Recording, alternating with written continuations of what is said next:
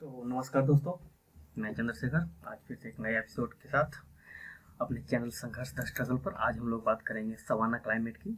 Savanna या फिर Sudan climate जिसको बोलते हैं, सूडान टाइप क्लाइमेट। तो चलिए हम इसको तो पॉइंटर ले लें और तो हम लोग बात करेंगे सवाना क्लाइमेट या ट्रॉपिकल ग्रासलैंड की, जिसको हम लोग सवाना ट्रॉपिकल ग्रासलैंड या फिर सूडान तुल्य जलवायु या सूडान टाइप क्लाइमेट भी कहते हैं। तो इसमें हम लोग इसको ट्रॉपिकल ग्रासलैंड, इसके नेचुरल वेजिटेशन और सवाना क्लाइमेट का जो रीजन है, वहाँ के जो एनिमल और एग्रीकल्चर के बारे में हम लोग पढ़ेंगे इसको। और चलिए देखते हैं आगे बढ़ते हैं इस पर। तो सबसे पहले जो सवाना क्लाइमेट है, सूडान टाइप का जो क्लाइमेट है उसको, या फिर इसको जो ट्रॉपिकल ग्रासलैंड है, इसका जो फीचर्स है, इसकी जो प्रॉपर्टीज है, इसके बारे में थोड़ा देख लेते हैं। तो जैसे सवाना और सूडान क्लाइमेट जो है ये ट्रांजिशनल टाइप का क्लाइमेट है, यानी कि ये दो क्लाइमेटिक जोन का, दो डिफरेंट क्लाइमेटिक जोन के बीच का एक ट्रांजिशन एरिया होता है। एक्चुअली जब हम देखें कि ये जो हमारा ये ट्रॉपिकल जो क्लाइमेट है, हमारा जो ट्रॉपिकल ग्रासलैंड है, ये ट्रॉपिक ऑफ कैंसर और ट्रॉपिक ऑफ कैप्रिकॉन के बीच है। ये पूरा मतलब इक्वेटर से, मतलब दोनों तरफ, इक्वेटर के दोनों ओर इसका विस्तार पाया जाता है, ट्रॉपिक ऑफ कैप्रिकॉन और ट्रॉपिक ऑफ कैंसर के बीच में। तो इसको जैसे इट इज डेवलप्ड, ये और ये जो है एक इसका सबसे अच्छा विकास सूडान में देखा गया है, इसलिए इसको सूडान टाइप क्लाइमेट भी कहा जाता है। जो इसका जो कवर है ये जो कवर करता है कहाँ, ये अफ्रीका की बात करें तो अफ्रीका में ये नाइजीरिया, गैम्बिया और केन्या, नाइजीरिया और गैम्बिया, और फिर सूडान के बारे में पहले बता चुके हैं, उसमें है। और फिर जो ऑस्ट्रेलिया का भी बहुत बड़ा हिस्सा ही कवर करता है ये सूडान क्लाइमेट में, सूडान टाइप क्लाइमेट या फिर ये ट्रॉपिकल ग्रासलैंड है। और साउथ अमेरिका, यहाँ पर ब्राजील का जो ब्राजीलियन हाईलैंड है, वहाँ पर ये देखा जाता है। सूडान क्लाइमेट जो characterise any alternate distinct hot rainy season. इसमें क्या होता है कि गर्म रेनी सीजन होता है और कोल्ड ड्राई सीजन होता है। तो ये जो रेनी सीजन का जो मौसम होता है, जो हॉट रेनी सीजन का जो है, ये मई से सितंबर का होता है। ये देख सकते हैं आप, ये मई से सितंबर का ही 5 महीने का है। और ये जो इसका कूल ड्राई सीजन है, ये अक्टूबर से अप्रैल 7 महीने का होता है। ये नॉर्दर्न और साउदर्न हेमिस्फीयर में इसको फिर ये पलट भी जाता है इसका, जैसे कि आप मौसम के अनुसार उत्तरी और दक्षिणी गोलार्ध में। तो अब ये तो उत्तरी सॉरी, ये जो है, ये जो रेनी सीजन का मौसम है, ये वो नॉर्दर्न हेमिस्फीयर का है, मई टू सितंबर। लेकिन ये बारिश जो बहुत कम होती है, और ये बहुत कम बारिश होती है। इसके बारिश की मात्रा हम आगे चलिए इसके बारे में डिस्कस करेंगे। Savanna climate has a temperature range, यहाँ जो टेम्परेचर रेंज है वो 18 से 30 डिग्री तक है। विंटर में यहाँ टेम्परेचर जो है 18 से 25 डिग्री सेल्सियस तक होता है, और जब यही गर्मियों में ये 25 से 30 degree Celsius. Like the monsoon, the climate, the maximum temperature tends to occur in late spring to early summer. जो गर्मियों में जैसे मानसून क्लाइमेट में जिस तरह होता है कि ये मानसून के बाद और जो समर का जो अर्ली समर सीजन होता है, यहाँ इस समय सबसे मैक्सिमम टेम्परेचर इसका रिकॉर्ड किया जाता है। एनुअल टेम्परेचर रेंज जो है इसका, ये बढ़ता जाता है कैसे, with the daily temperature range greater during the dry season and annual temperature range increasing towards the poleward from equatorial region। जैसे हम इक्वेटर से पोल की ओर बढ़ते हैं, तो इसका जो एनुअल टेम्परेचर रेंज है वो बढ़ता जाता है वहाँ पर, यानी कि मिनिमम और मैक्सिमम टेम्परेचर में डिफरेंस देखने को मिलता है। और यहाँ का द एनुअल प्रेसिपिटेशन, यहाँ का जो एनुअल प्रेसिपिटेशन है वो 100 सेंटीमीटर से कम है, is less than the tropical monsoon climate. ये जो ट्रॉपिकल मानसून क्लाइमेट है इससे अलग कम है। Dry season differs with the locality, जो ड्राई सीजन है वो सब जगह का जो लोकेलिटी है उसके हिसाब से भी थोड़ा बहुत चेंज होता रहता है। तो चलिए अब इसी में आगे देखते हैं इसी का जो क्लाइमेट कहते हैं।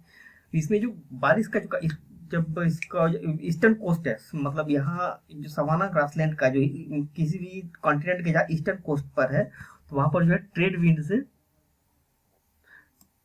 विंड के द्वारा वहां पर थोड़ी बहुत कोस्टल रीजन में थोड़ी बहुत बारिश होती है। They are the strongest in summer but relatively dry by the time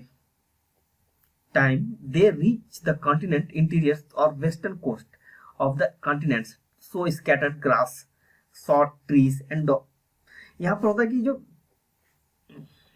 यहाँ पर जो बारिश तटीय क्षेत्रों में देखा जाता है इसका बारिश। और फिर आगे ये तो इसके कारण यहाँ पर थोड़ी एक अलग तरह का क्लाइमेट होता है। लेकिन जैसे जैसे अंदर हम जाएंगे, ये यहाँ पर है, ये पूरा ग्रासलैंड होता है इंटीरियर एरिया में। और जनरली आंतरिक क्षेत्रों में और पश्चिमी तट पर इसका ज्यादा ज्यादा देखा जाता है, क्योंकि ईस्टर्न कोस्ट में बारिश हो जाती है। और इसका जो कैरेक्टर है सबसे ज्यादा कि ग्रास और शॉर्ट ट्री, ऊंचे घास और छोटे पेड़। In West Africa north east trade winds blow Sahara desert, जैसे कि उत्तरी वेस्ट अफ्रीका में जो है, पश्चिमी अफ्रीका का जो हिस्सा है वहां पर नॉर्थ ईस्ट से, उत्तर पूर्व से ट्रेड विंड ब्लो करता है, जिसको सहारा डेजर्ट, जो गिनिया कोस्ट पर ड्राई डस्ट, एक सूखी और धूल भरी हवा के रूप में आता है, जिसको वहाँ पर हरमट्टन या डॉक्टर पवन भी कहा जाता है। ये जो है यहाँ का इवापोरेशन रेट को बढ़ा देता है और एक कूलिंग इफेक्ट वहां पर दिखाता है। जैसे कि गिनी वगैरह तट पर जो एक हरमट्टन हवा चलती है, जो कि नॉर्थ ईस्ट से आती है वहां पर, और वहां पर वो काफी आरामदायक होती है, क्योंकि वहां पर इससे पहले वो काफी चिपचिपा मौसम होता सालों भर। ये हमेशा वो फसलों को भी बर्बाद करता है और अलग अलग इसके नुकसान भी है, लेकिन ये वहां पर लोगों के लिए काफी सुखदायी होता है। और ये आप देख सकते हैं इसका यहाँ पर जो इसका रीजन है, ये ब्राजीलियन हाईलैंड, ये अफ्रीका का ये सब सहारन रीजन, सहारा के दक्षिणी क्षेत्र में इसका फैलाव यहाँ पर देखा जाता है। यहाँ पर ये सूडान है, इस क्षेत्र में भी, यहाँ पर सूडान के में भी इसको पाया जाता है यहाँ पर। और फिर आगे ये देखिए ऑस्ट्रेलिया का भी एक के हिस्से में इसका प्रसार है। तो नेचुरल, अब यहाँ पर देखते हैं जब सवाना जो ग्रासलैंड है, सवाना ग्रासलैंड का जो नेचुरल वेजिटेशन और क्लाइमेट रीजन, लैंडस्केप जो होता है जनरली टॉल ग्रास। यहाँ पर जो लैंडस्केप जो है, यहाँ का जो भू आकृति का लैंडस्केप देखें तो वहां पर दिखेगा आपको क्या, एक लंबे लंबे घास है और छोटे पेड़ दिखेंगे। पेड़ों की ऊंचाई बहुत ज्यादा नहीं होती है ये, लेकिन और यहाँ पर जो घास भी जो होता है बहुत ज्यादा पौष्टिक नहीं होते। Savannas are generally known as tropical grassland but is rather misleading as trees are always present in the luxuriant tall grass। हमेशा ये हर जगह ये पेड़ इसमें यहाँ नहीं मिलते, यहाँ पेड़ बहुत कम बिखरे होते, छिद्रे होते, बहुत कम होती है इसकी विरल घनत्व होता पेड़ों का काफी। Trees grow best towards the equatorial humid latitudes, जैसे कि वो इक्वेटर के आसपास, जैसे हम इक्वेटर के सहारा इस सवाना क्लाइमेट में जैसे हम इक्वेटर के पास बढ़ेंगे, यहाँ पर पेड़ों की संख्या और उसकी ऊंचाई बढ़ती जाएगी। लेकिन जैसे उत्तर की ओर हम उत्तर या दक्षिण की ओर पोलवार्स बढ़ेंगे तो ये इसी हिसाब से वो कम होती जाएगी। और वहाँ घास, ट्रीज आर जनरली डेसिडुअस, यहाँ पर जो पेड़ होते हैं जनरली वो पतझड़ वन होता है, क्योंकि वो ड्राई सीजन जो काफी देख रहे हैं, इसका जो ड्राई सीजन है काफी लंबा है, 7 महीने का ड्राई सीजन है। ऐसे में यहाँ पर एक ट्रांसपीरेशन में वाटर जो है ट्रांसपीरेशन के द्वारा लॉस होता है, जिसके कारण ये लोग अपने अपने पत्ते गिरा देते हैं। अदर हैव ब्रॉड ट्रंक्स, इनके पास जो है बहुत मतलब चौड़ा या लंबे चौड़े डालियां और इसके पेड़ होते हैं, इनके तने होते हैं, ताकि वो पानी को अधिक से अधिक स्टोर कर सके और जो ड्राउट सीजन है उसमें वो सरवाइव कर सके। यहाँ पर इसके लिए बाओबास और बोटल ट्रीज इसके अच्छे उदाहरण है। बाओबास एक ऐसा ट्री है, एक ऐसा पेड़ है जो कि अपने अंदर हजारों लीटर तक पानी जमा रख सकता है, जो वहां रहने वाले लोगों को कभी कभी जीवनदान साबित हो सकता है इसके लिए। जो कि पाम है, पाम जो ताड़ वृक्ष है वो बहुत ज्यादा वो ड्राउट सहन नहीं कर पाते, इसलिए ये जो है नदी किनारे ये यहाँ पर देखने को मिलते हैं। और नेक्स्ट है नेचुरल वेजिटेटिव में आगे देखते हैं इसको, जो vegetative luxurious reach the peak in rainy season. वहां पर जो रेनी सीजन है वहाँ का जो वेजिटेटिव यानी कि वनस्पतिक जो समृद्धि है, समृद्ध वनस्पति आपको रेनी सीजन में भी देखने को मिलेगा, जबकि पत्ते अपने पेड़ जो अपने पत्तों को नए पत्ते उगते हैं और फल फूल ये सब देखने को मिलेंगे आप। बाकी सीजन में वो गर्मियों में इतनी गर्मी होती है कि पेड़ घास भी अपने आप को जला लेते हैं, वो पीला पड़ जाता है और कहीं कहीं इसके कारण आग भी लग जाती है गर्मियों में, यानी कि इतना शुष्क होता है। In the true savanna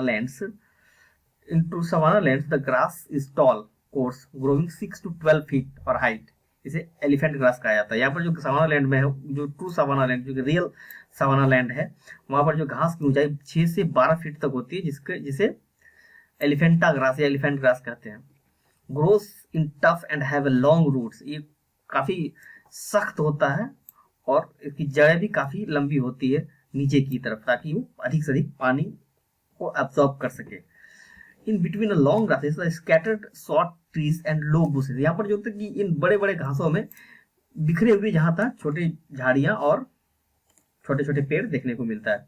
as a rainfall diminishes towards the desert, the savanna merge into the thorny surfs, जैसे जैसे पानी कम होता जाता है ऊपर की ओर, तो सवाना जो है एक उम, जैसे पोलवार्स बढ़ेंगे, यानी कि देखिए, वो यदि हम देखें इसको, तो आगे पोल के एक ट्रॉपिकल फॉरेस्ट और टेम्परेट या हॉट डेजर्ट के बीच का एक ट्रांजिशन जोन है। जैसे ही हॉट डेजर्ट की ओर बढ़ेंगे हम, तो वहां पर जो ये थॉर्नी सर्फ यानी कांटेदार झाड़ियों में ये बदलता हुआ दिखेगा, ये इसका जो इसकी प्रकृति।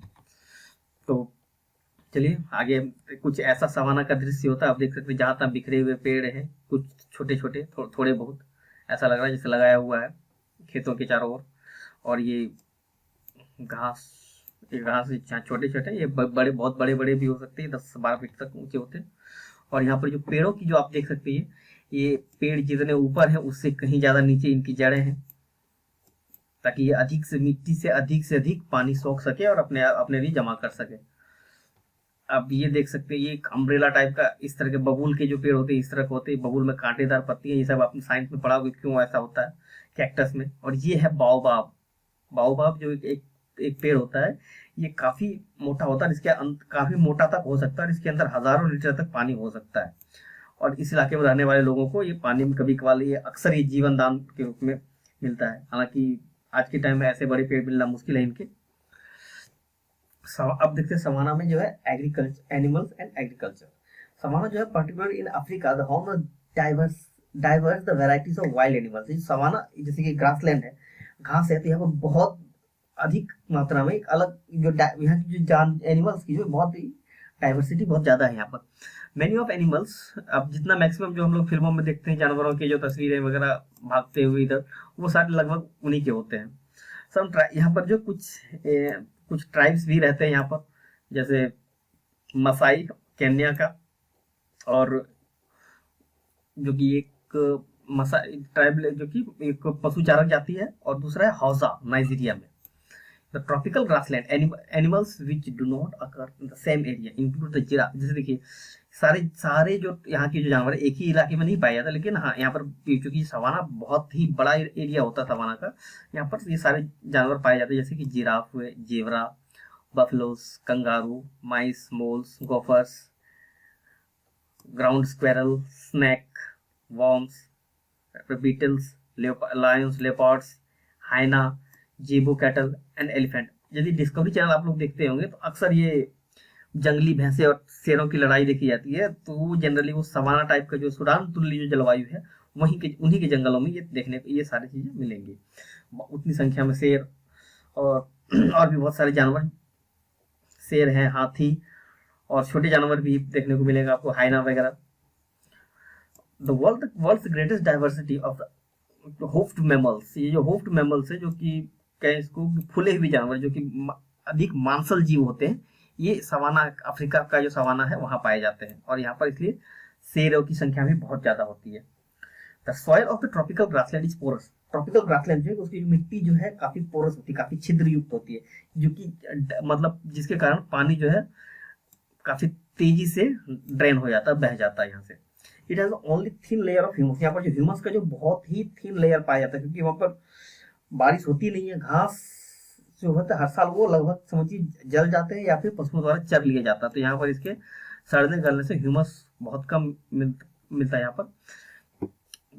It has only the thin layer of the humus, the organic portion of the soil created by a partial decomposition of plant or animal matter, which provides the vegetation with nutrients.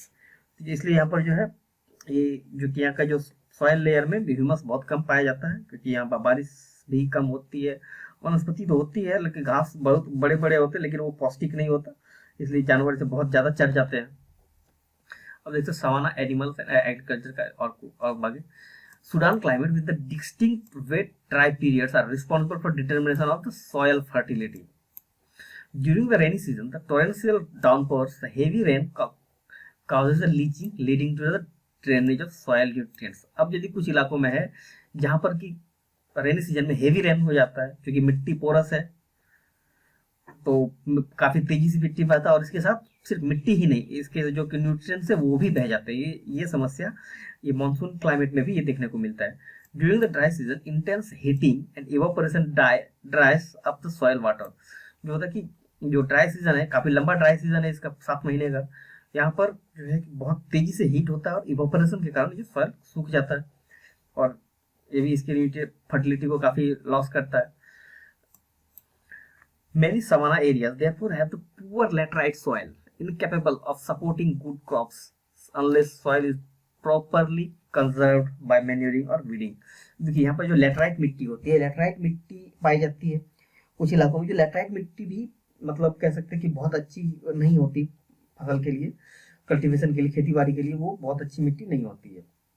और savanna is said to be the natural cattle country, mainly its a native people are herdsman and pastor. यहाँ पर जो है शिकारी और ये जो savanna का क्षेत्र है, जो पशुओं के लिए एक नेचुरल कंट्री है, उनके लिए एक नेचुरल देश कह सकते हैं, उसके पशुओं का ही देश है। यहाँ पशु चारा क्या, पशुओं का, जंगली जानवर भारी बहुत अधिक मात्रा में होते हैं। लेकिन यहाँ पर जो यदि एक कह सकते हैं कि यदि पशुपालन किया जाए दूध के लिए या मीट के दूध के लिए, जो मिल्क के लिए, तो ये बहुत ही नुकसानदेह हो सकता है, क्योंकि large numbers pastoralists with cattle kept large numbers for meat and milk, but the settlements in Central Africa, Northern Australia and Eastern Brazil are shown that the emergence of the immense the growth of the potential in food and plantation crops such as। अब यहाँ पर देखिए अलग अलग लोग बस रहे हैं और फिर वहाँ पर अलग अलग तरह के फूड क्रॉप भी उगाए जा रहे हैं, जैसे कि इसमें फूड क्रॉप है मेज, मक्का है, मिलेट्स, कॉर्न, बनानास, बीन्स और ग्राउंडनट्स, ये सारे चीजें वहाँ उगाई जा सकती हैं। और दूसरा है प्लांटेशन क्रॉप्स में cotton, tobacco, sugar cane, coffee, groundnuts और पाम ऑयल और ट्रॉपिकल फ्रूट्स। लेकिन इन चीजों के लिए उनको वहाँ पर एक नेचुरली नहीं उगाया जा सकता, उसके लिए एक उन्हें वहाँ का एनवायरनमेंट तैयार करना पड़ता है, इरिगेशन के लिए और मैन्योरिंग के लिए जमीन भी तैयार करना पड़ता है, मैन्योरिंग करके, और फिर अलग अलग तरह से उसको फिर तैयार किया जाता है, तब जाके यहाँ पर ये सारी चीजें उगाई जा सकती है सवाना क्षेत्रों में। और ये धीरे धीरे, चूंकि वहां पर जो जैसे मैंने कहा मसाई और एक हौजा, जो ट्राइब्स हैं उनके द्वारा वो काफी बसे हुए हैं, और वहां पर जो अब भारी मात्रा में पशुचारण की एक कॉमर्शियल मतलब एनिमल हस्बेंड्री भी की जा रही है वहां पर। तो कुछ इस तरह का दृश्य मेनली आप देख सकते हैं, अक्सर पिक्चरों में दिखाया जाता है, लेकिन ये सारे जानवर एक जगह यूं नहीं पाए जा सकते, क्योंकि आप देख सकते हैं कुछ शाकाहारी है, कुछ मांसाहारी है, ये इनमें आपस में होता रहेगा। तो इसमें हम लोगों ने इसका सवाना का जो एनिमल और एग्रीकल्चर के बारे में देखा, फिर इसका हम लोग वेजिटेशन और क्लाइमेट के बारे में हम लोग इसका देखे।